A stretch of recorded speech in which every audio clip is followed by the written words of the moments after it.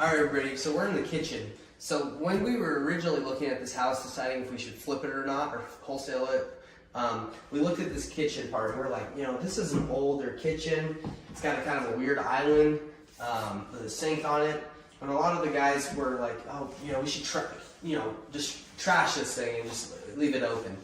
And we got a bid on the house to do the whole remodel. It was like $110,000 to remodel the whole thing. And if we would have remodeled the whole thing, maybe we could have gotten $530, maybe. But it just made more sense to do less work and make more money by just cleaning it up. So as you can see, it works. It's gonna work. The sink works.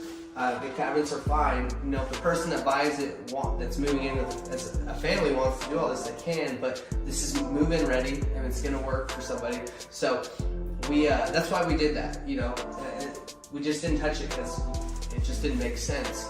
So doing less is sometimes better in real estate, especially with how hot the market is. I keep saying that, but it is hot, and I'm not like a fortune teller or anything, but I predict that it will keep being hot because the way the inventory is throughout the United States is there's just not enough.